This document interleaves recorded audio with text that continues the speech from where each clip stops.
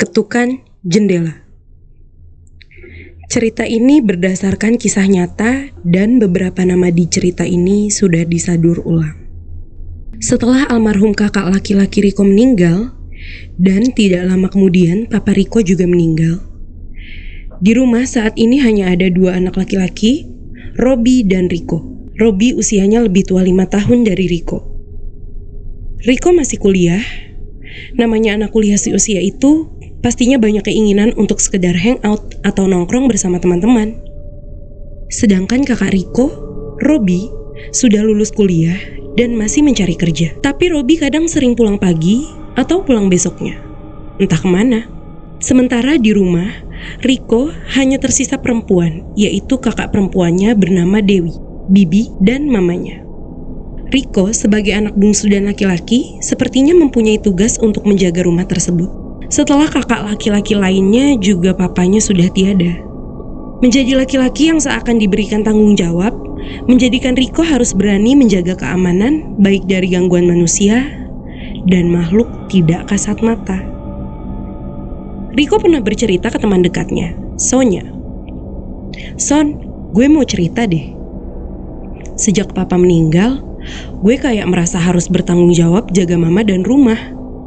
Sepertinya gue juga sering merasakan kejanggalan. Maksud lo bagaimana kok?" "Iya, sejak bokap meninggal, gue merasakan hal aneh. Contoh, gue pernah mabar malam-malam, tepatnya pas jam 3 pagi. Tiba-tiba, gue merasa ada yang nyiram gue. Gue cari, gak ada orangnya. Langsung buru-buru gue berhenti main game."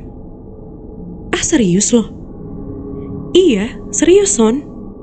Itu yang pertama. Terus yang kedua, saat gue baru pulang ngampus, gue balik sore. Saking capeknya, gue ketiduran saat maghrib. Tiba-tiba, gue kebangun dan merasa sekeliling gue itu kabut semua. Gue berusaha teriak dong. Mama, Bibi. Gue panggilin semua nama kakak gue. Tapi seakan suara gue gak bisa keluar. Akhirnya gue baca semua surat yang gue hafal dan gue pasrah. Wah, mati nih gue. Tiba-tiba itu kabut hilang dan gue langsung kebangun. Oh, itu kali ya yang orang sering bilang ketibanan atau rep-repan, ujar Sonya. Gak tahu deh, jawab Riko. Dan setelah beberapa hari dari percakapan dengan Sonya, Riko kadang malam terbangun melihat sekeliling rumah. Dalam hatinya dia berkata, "Kalian jangan ganggu ibu saya dan keluarga saya. Ini sekarang saya yang jaga." Riko kadang tidur bersama mamanya. Karena dalam hatinya dia berkata, gimana pun gue harus jaga mama dari gangguan apapun. Pernah suatu malam, bunyi kresek-kresek di dapur. Riko terbangun walaupun bercampur rasa takut. Apalagi pernah ada yang dulu saudaranya nginap di rumah bilang, melihat sosok kakek-kakek di dekat dapur. Bagaimana gak kecut coba nyali Riko kalau ingat cerita itu.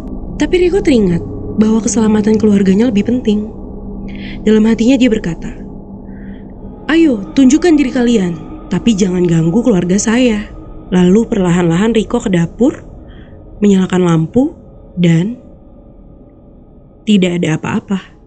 Suara itu lenyap bersamaan dengan nyalanya lampu. Setelah yakin tidak ada apa-apa, Riko pun mematikan lampu dan berjalan kembali ke kamar mamanya.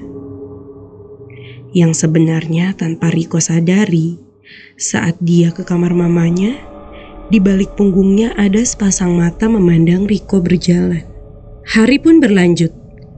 Sampai suatu ketika ada teman lama Riko yaitu Ari menelpon. "Kok, main yuk ke rumah David?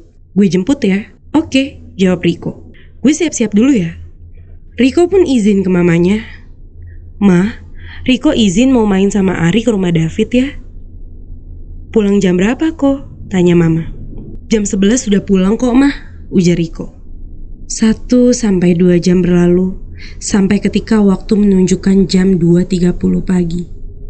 Riko pun tersadar. Ujar Riko, "Gue kayaknya harus pulang. Gue janji balik jam 11. "Alah, biasanya kita pulang pagi lo gak masalah," ucap Ari. "Bukan begitu, kan lo tahu bokap udah gak ada. Jadi gue lah yang harus gantiin jagain rumah," jawab Riko. "Oke lah, yuk balik," kata Ari. Mereka pun ke mobil dan menuju ke rumah Riko. Sesampai di depan rumah Riko, Ari berkata, "Sampai ketemu besok ya."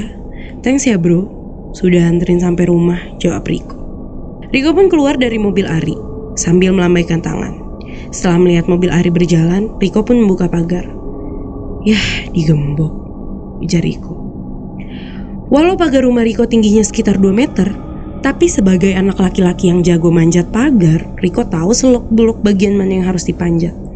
Perlahan-lahan Riko pun memanjat dan melompat, hap, sampai di dalam.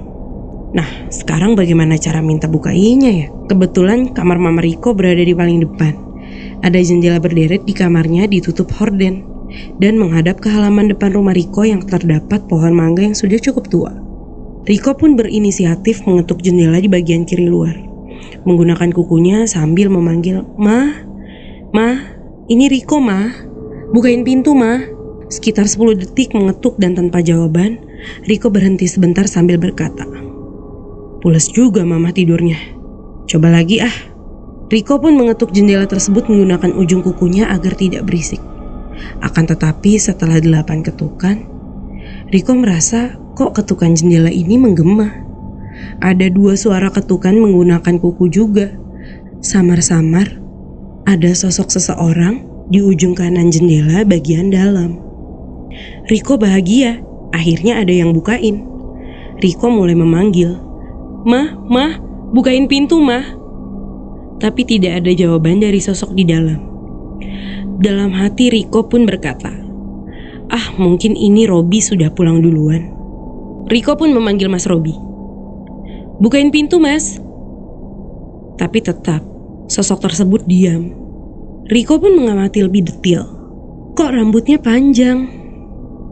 "Ah mama ini mah. Mah, bukain pintu mah." Tetap tidak ada jawaban.